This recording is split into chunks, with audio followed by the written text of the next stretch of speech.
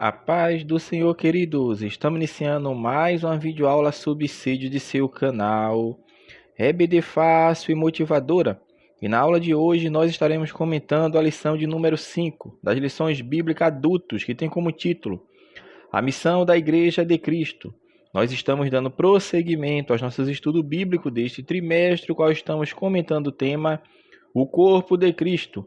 Origem, natureza e vocação da igreja no mundo. E na lição de hoje, lição de número 5, estaremos comentando a lição que tem o tema A Missão da Igreja de Cristo. O texto áureo encontra-se em Atos, capítulo 2, versículo 42. E perseveravam na doutrina dos apóstolos, e na comunhão, e no partir do pão e nas orações. Verdade prática. Como o sal fora do saleiro cumpre a sua função de salgar, assim a igreja, quando adora e discipula, testemunha das insondáveis riquezas de Cristo. A leitura bíblica em classe encontra-se em Marcos, capítulo 16, dos versículos 14 ao versículo 20, e em Atos, capítulo 2, dos versículos 42 ao versículo de número 47. Então vamos iniciar nossa lição de número 5. A missão da Igreja de Cristo.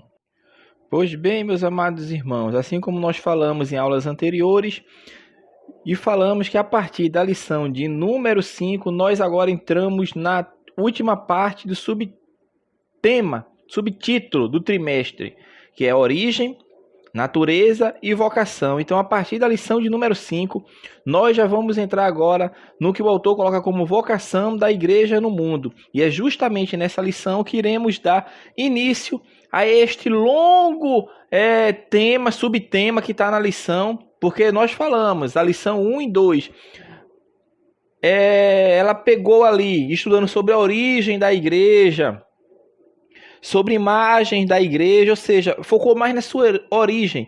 A lição 3 e a lição 4, nós vimos a natureza da igreja. E hoje, nessa lição 5 em diante, nós vamos entrar na última parte, que é a vocação da igreja no mundo. Então, a partir dessa lição, nós estaremos já neste último ponto do subtema que o autor colocou no trimestre. Observe que pega bastante lição, da lição 5 à lição de número 13. Então, na lição de hoje, lição 5, nós vamos estudar a missão da Igreja de Cristo nos seus principais aspectos. Nós vamos verificar a proclamação, o discipulado, a adoração, a edificação e a comunhão. Então, é justamente nisto que nós vamos focar nestes tópicos dessa lição de hoje. O primeiro tópico, o autor vai falar sobre pregação e instrução, proclamando as boas novas. Observe que a igreja, ela tem um chamado. Nós falamos sobre isso na origem da igreja, que a igreja teve um início, Cristo é o fundador da igreja, Cristo que dá o start para a igreja, ele dá as armas que a igreja necessita para proclamar a obra de Deus. Então a igreja, ela é apresentada, se os irmãos perceber biblicamente, essa missão, essa obra missionária que a igreja tem, é após Cristo aparecer aos discípulos ressurreto. E isso é um fato muito importante.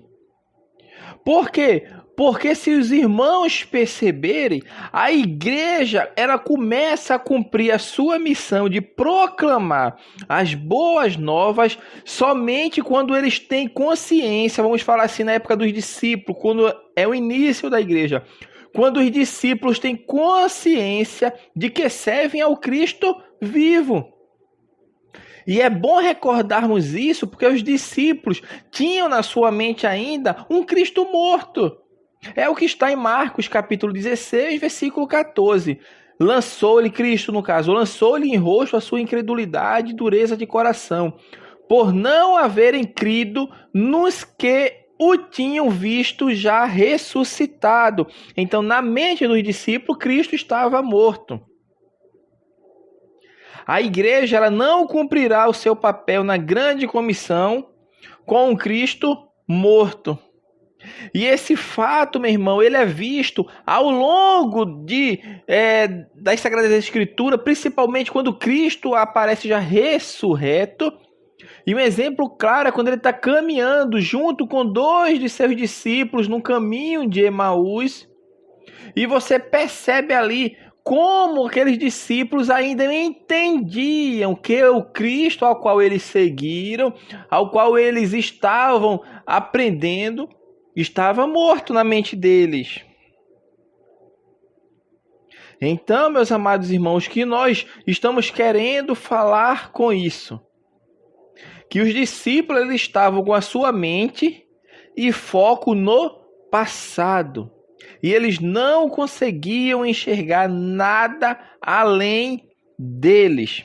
E é justamente dentro deste contexto que Jesus se revela e faz com que eles vejam o que está acontecendo naquele momento.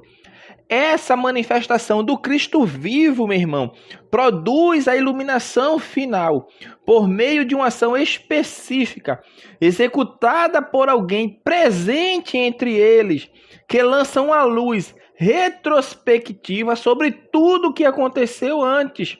O Cristo ressurreto faz que eles vejam o que está acontecendo e não apenas o que havia acontecido.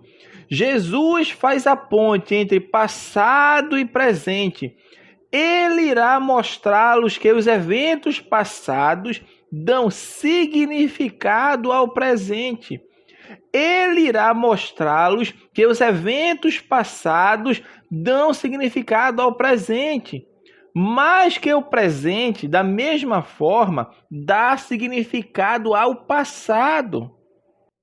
Então isso tem que ficar bem claro na nossa mente. Por quê? Porque a proclamação das boas novas foi uma ordem de Cristo e ela é cumprida quando a igreja entende que serve a um Cristo vivo. Uma igreja que serve a um Cristo morto, um Cristo que não tem amor pelas almas perdidas, que não tem o dinamismo de colocar, implantar na nossa consciência, na nossa alma, no nosso ser, a necessidade que o mundo tem de Cristo. Quando a igreja não entende isso, ela não cumpre a sua missão. E qual é a missão da igreja primordial?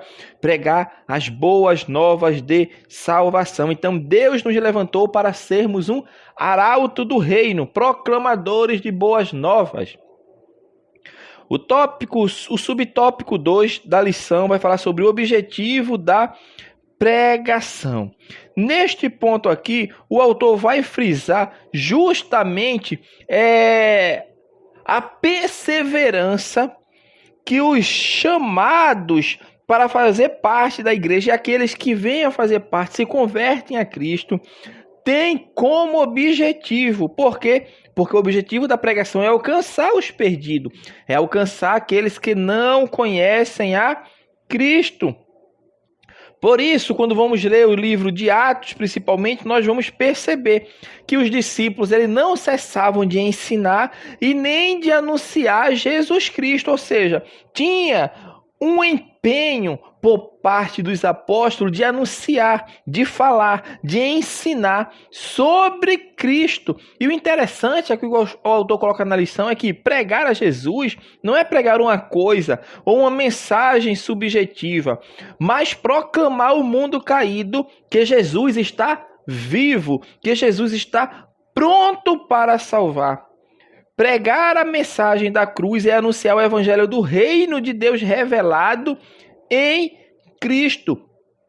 O objetivo da pregação é justamente esse: alcançar os perdidos, alcançar aqueles que estão longe de Cristo. Por isso nós fizemos um apanhado falando sobre o Cristo vivo, que a igreja ela cumpre o seu papel quando ela entende que serve a um Cristo que está vivo e não um Cristo morto, mas um Cristo que ressuscitou e que convocou a sua igreja, porque foi ele que disse: ide por todo mundo, pregai o evangelho a toda criatura. Então, o que eu tenho que entender é que a missão da igreja, a minha missão como igreja, é proclamar o evangelho. O evangelho precisa ser pregado a todos, e não somente a alguns. Esse que nós devemos entender. O objeto da pregação é alcançar a todos. Cristo nos chamou para pregar a toda criatura e não somente a um grupo específico, mas a todos. A todos. A todos. E o autor traz uma preocupação com a maneira como estamos fazendo isso. Como estamos fazendo missão? No trimestre passado nós focamos muito em missões. Há muitas atividades nas igrejas. Há belos conjuntos. Há muitos cantores, bons pregadores. Todavia, uma grande maioria está apenas atuando dentro de 4 paredes. A igreja, ela precisa sair. Porque é para isso que a igreja está neste mundo, meu irmão. Para que a igreja está neste mundo? Não é para ficar enclausurada nas 4 paredes, mas para anunciar a verdade de Deus. Nós estudamos, quando estava estudando a imagem da igreja, uma das imagens da igreja que fala lá é sobre a geração eleita, sacerdócio real, povo adquirido. Para quê? Qual é a função que nos chamou? Para anunciar as virtudes daqueles que nos tirou das trevas para a sua maravilhosa luz. É assim que Pedro escreve. Temos uma função de anunciar as virtudes daquele que nos resgatou, nos tirou das trevas para a sua maravilhosa luz. Nós temos uma missão, e a missão que Cristo deu à igreja é justamente essa: anunciar o evangelho a todos, como nós falamos no trimestre passado a quem? A quem quer que seja, aonde quer que for, em qualquer lugar e a qualquer pessoa, o evangelho deve e tem que ser anunciado. Para encerrarmos esse tópico, o autor encerra falando sobre discipulando os convertidos. Por isso, Paulo, quando vai fazer a sua segunda viagem missionária, é um exemplo bem claro no livro de Atos. Ele, a sua primeira viagem missionária, estabelece igrejas, estabelece pessoas capazes de doutrinar, de ensinar, de discipular, e depois ele passa por essas mesmas igrejas e por outras, fundando outras na sua segunda viagem missionária, para ver como estava acontecendo ali o ensinamento bíblico, a doutrina, porque o crente ele tem que ter firmeza doutrinária. O novo convertido, por isso a Bíblia fala, quando ele se converte a Cristo, ele agora é como um bebê, está tomando leite espiritual. Ele não tem a capacidade de comer ainda uma comida sólida. É o novo nascimento, meu irmão, que Cristo falou. É necessário nascer de novo. Quando nasce de novo, a pessoa começa devagarzinho. É a mesma coisa do crescimento natural de qualquer ser humano. Como é que o ser humano nasce? Começa agora a ter cuidado, comida líquida, tendo cuidado, apreço, acompanhamento. Ele não consegue andar com seus próprios pés, não consegue comer com suas próprias mãos. Então ele é guiado, instruído. A mesma coisa no mundo cristão. No mundo cristão, o novo convertido vem fazer parte da igreja e agora ele é guiado, ensinado, é levado no colo no nosso linguajar, tem que ser levado no colo até que ele consiga caminhar sozinho, porque a partir do momento que ele adquire firmeza doutrinária, ele consegue seguir seu caminho fazendo a vontade de Deus. Então, temos que ter atenção quanto ao discipulado dos novos convertidos. A igreja pentecostal no Brasil, ela tem essa pegada evangelística, isso é indiscutível. Pessoas se convertem todo dia, alcançados pelo evangelho. E usando linguagem um pouco médica, o que nós falamos é que nós somos ótimos obstetras. E qual é a função do obstetra? É trazer a criança ao mundo. Ele faz o parto, faz a criança nascer. Ou seja, nós fazemos essa função muito bem. Pregamos o evangelho, anunciamos e pessoas são convertidas, estão nascendo em Cristo. Mas a igreja ela também precisa de pediatras. Nós temos que ser obstetras e também pediatras. O que é pediatra? É o que acompanha o crescimento, o desenvolvimento da criança recém-nascida. Esse é o papel dos discipuladores dentro das igrejas.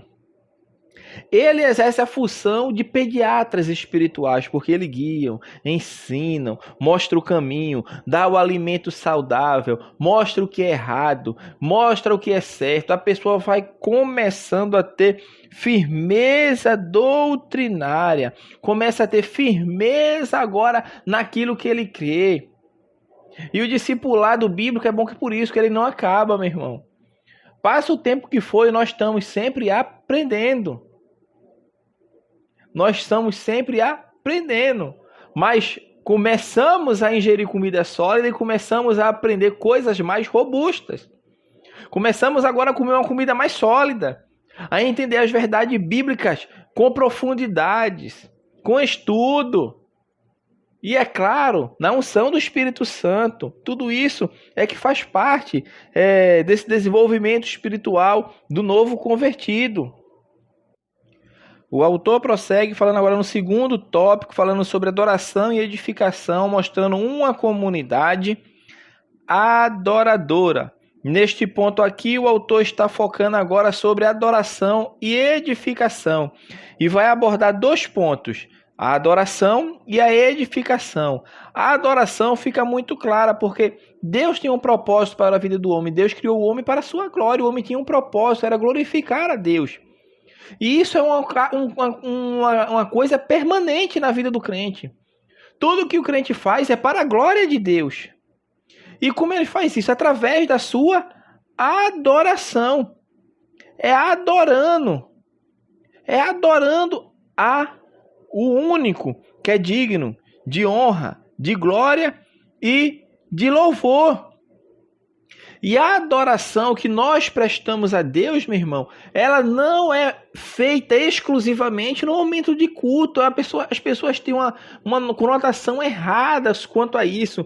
Porque a nossa adoração a Deus, ela se inicia a partir do momento que eu me acordo, eu já começo a adorar a Deus. Por quê? Porque eu já oro, agradecendo a Deus por eu ter acordado, por Deus ter me despertado, ter uma noite de sono tranquila e mais um dia pela frente, debaixo da graça de Deus. Eu estou sempre agradecendo a Deus, exaltando a Deus. E quando eu faço isso, eu me torno dependente de Deus, porque nós somos totalmente dependentes de Deus. É como fala aquele hino, que de manhã seja meu primeiro pensamento.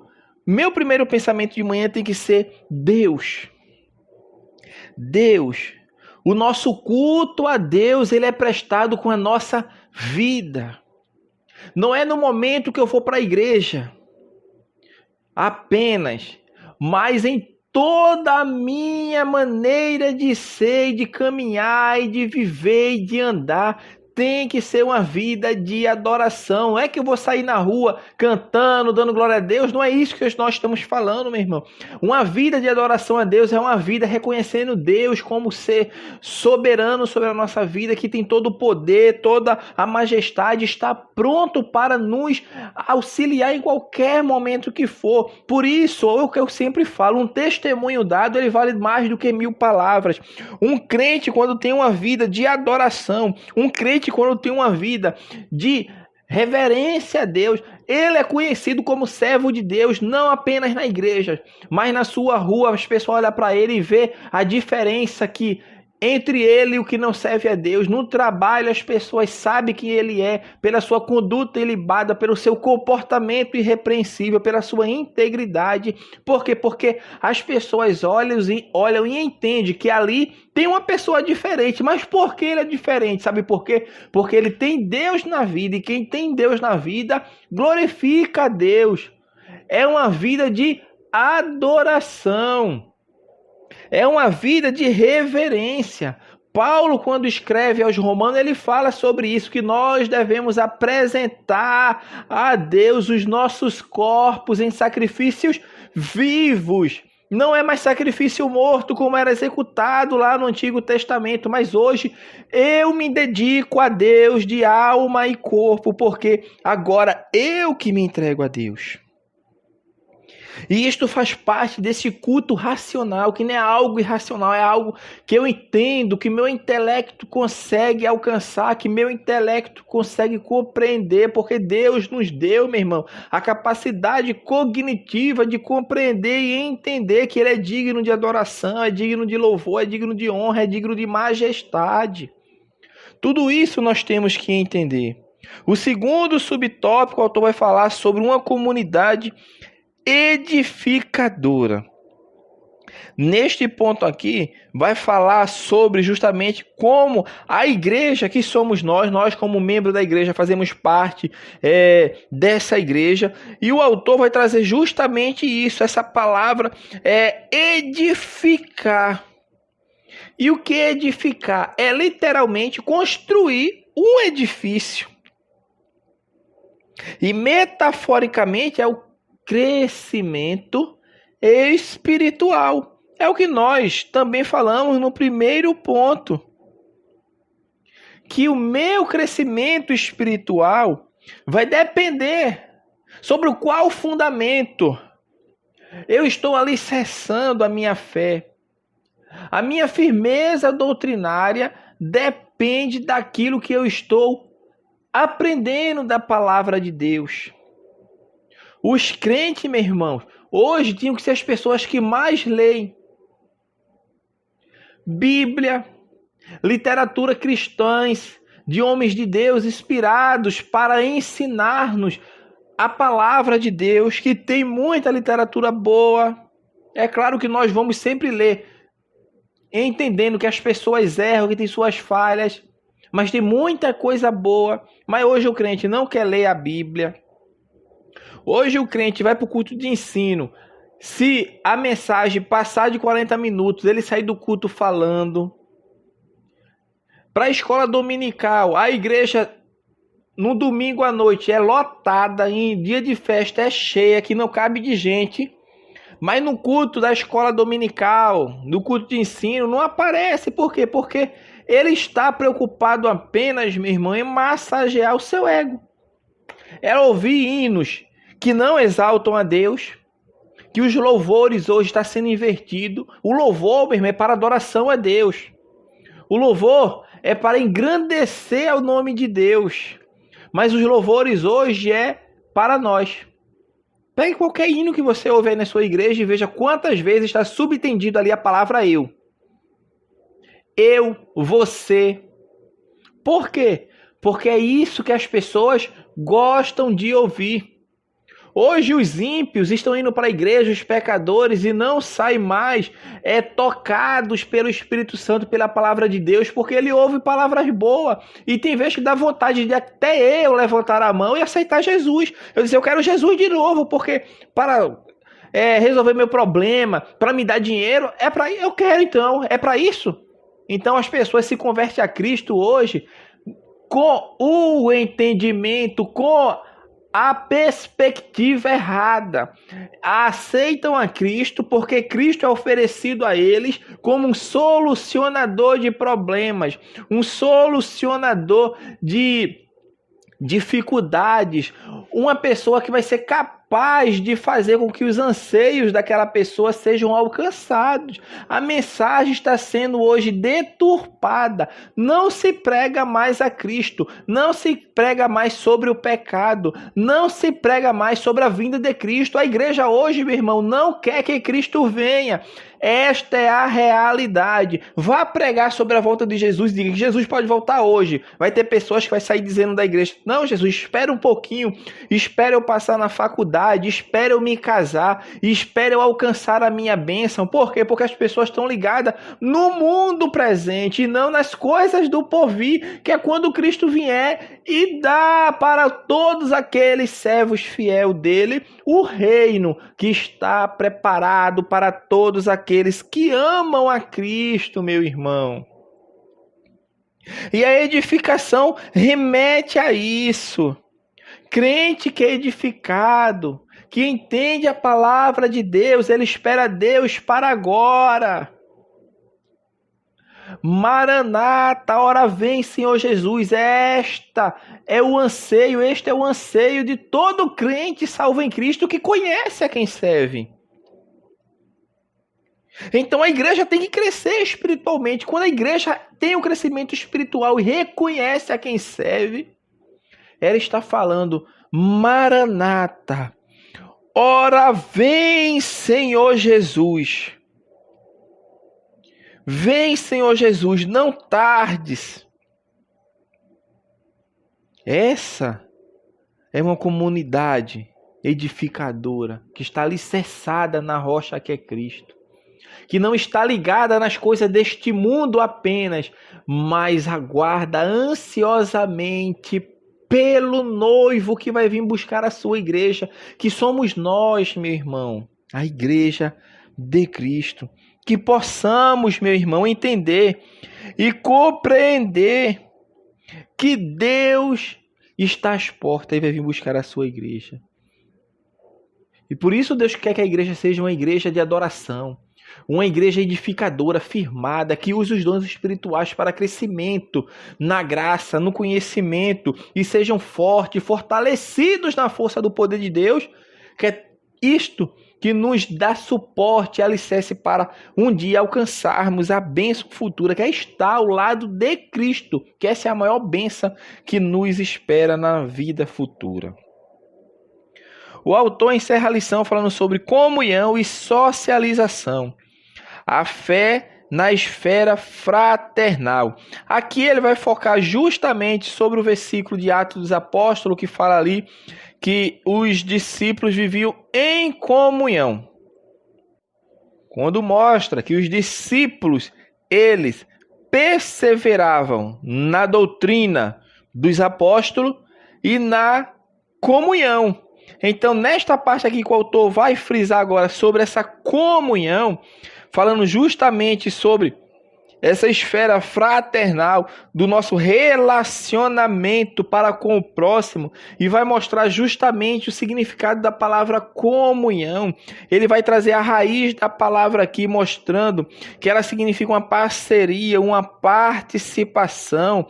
É a comunhão espiritual. Comunhão não é apenas acabou o culto, vamos para a pizzaria e vamos confraternizar, ou seja, ali estávamos em comunhão. Sim, também, mas não é especificamente isso. Comunhão, meu irmão, é ver meu irmão passando por momentos de dificuldade, de tribulação, e eu sentir a dor daquele irmão como se fosse a minha própria dor, e eu ver de que maneira eu posso ajudá-lo. Isso é comunhão. Comunhão é saber, meu irmão, estar ao lado daquela pessoa ali para auxiliar, para ajudar aquela pessoa a sair daquela situação. Então, comunhão vai muito mais além do que a gente se reunir para comer um pedaço de bolo com refrigerante, uma pizza, ou seja lá o que for. Comunhão, meu irmão, é eu sentir a necessidade do outro como se fosse a minha necessidade. É o amor fraternal, é o amor, meu irmão, é o altruísmo que eu tenho que ter como crente, que eu tenho que ter como servo de Deus.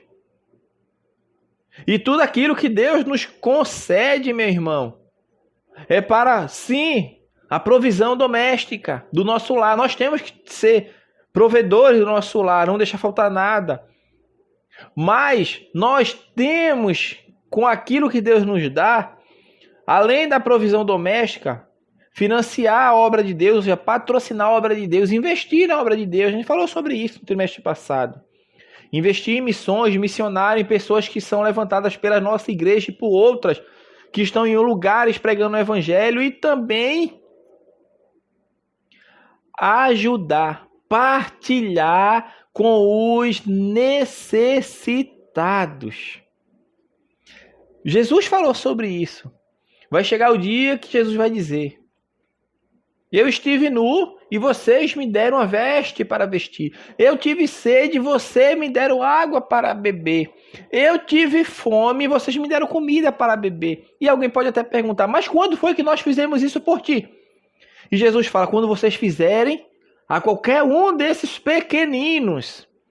Quando você fizer a qualquer um, meu irmão, que está passando necessidade, que está passando por um momento de dificuldade, quando você estende a sua mão e vai ajudar, você está fazendo isso para Deus.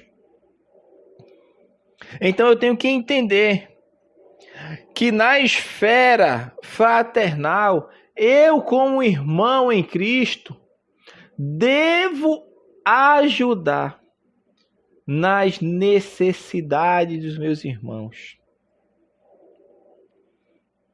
Comunhão não é só no momento de festa. Comunhão não é só que nem eu falei na pizzaria, no lanche da tarde, não. Comunhão também é no momento de angústia. Por isso a Bíblia fala: chora com os que choram. Se alegrem com os que se alegram. É para todos os momentos, meu irmão. O egoísta, o ímpio, o pecador, ele quer estar na alegria. Na tristeza não vai estar. Mas o crente, ele está na alegria, ele tem que estar na tristeza também. Tem que entender que é isso que o Evangelho do Reino que é anunciado por Cristo. O segundo subtópico vai falar sobre unidade e fraternidade. Nós já falamos sobre isso em lições anteriores, falando que Jesus até orou sobre isso. Pai, eu oro para que eles sejam um, assim como nós somos um. E um dos grandes males da igreja na atualidade é justamente esse: a quebra de comunhão cristã. E isso provoca fragmentação do corpo de Cristo, meu irmão. A unidade, ela só acontece, meu irmão, quando o corpo segue os preceitos da cabeça, que é Cristo. A unidade, ela vai acontecer justamente quando entendermos o que é a verdadeira comunhão, o amor fraternal. Sentir a dor do outro, a necessidade do outro como se fosse a nossa. Então, o que nós temos que entender, principalmente nas nossas igrejas locais, é que nós somos diferentes, mas temos que ter unidade. E por isso Paulo usa justamente a imagem do corpo para mostrar que o corpo é uno, é um só corpo. Mas a orelha é diferente do olho, o nariz é diferente do ouvido, o pé é diferente da boca. Embora diferentes e com funções diferentes, fazem parte do mesmo corpo, são unidade. E Cristo quer que a igreja seja assim. Cristo quer que a igreja seja una, que ande em unidade. É o tópico que nós falamos em lições anteriores. Diversidade na unidade, ou unidade na diversidade. Somos diversos, conquanto fazemos parte do mesmo corpo. Então eu tenho que estar em comunhão com meu irmão na igreja. Principalmente. Porque tem crente que é de mal de outro irmão. Tem irmã que não fala com a outra irmãzinha. Tem irmão que não fala com outro irmão. Será que estamos indo para esse mesmo céu? Ou existe dois céus? Porque a minha vida aqui é o que vai definir como eu serei no futuro. Por quê? Porque a igreja é justamente para o relacionamento interpessoal. Para eu ter comunhão com a igreja, com o corpo de Cristo. Meu irmão é diferente de mim, mas eu tenho que estar em comunhão com ele. E é assim, meu irmão, em qualquer localidade, em qualquer lugar. E principalmente na igreja, a comunhão tem que haver. E olha que nós não estamos falando nem do nosso relacionamento para com o vizinho ou para com outras pessoas lá fora. Nem isso, nós estamos falando unicamente e exclusivamente na igreja que fazemos parte. Unidade e fraternidade para termos, temos que entender, meu irmão, e estar em Cristo. Encerramos a lição falando sobre a fé na esfera social. Neste ponto aqui, é o que nós já até falamos, que na igreja primitiva todos tinham tudo em comum e ninguém passava necessidade. Pobre sempre vai ter na terra. Jesus falou sobre isso. Quando aquela mulher quebra aquele vaso e enxuga os pés de Jesus, banha os pés de Jesus com aquele perfume, aquele aroma, enxuga os pés de Jesus com seus cabelos, e os discípulos olharam e diziam: por que não vendeu isso e deu aos pobres? E Jesus fala: que ela entendeu o que iria acontecer por Jesus. Jesus fala, olha, vocês sempre vão ter o pobres com vocês. Na igreja tem pobre? Tem. O que não pode ter na igreja? Necessitado. Pobre sempre vai haver, no mundo e na igreja. Na igreja, o que não pode e não deve ter é necessitados. Necessitados não devem ter na igreja. O que é necessitado é a pessoa que não tem o básico. Tem pessoas que não têm, meu irmão, alimento para fazerem as suas refeições, as principais, café da manhã, almoço e janta à noite. Não tem.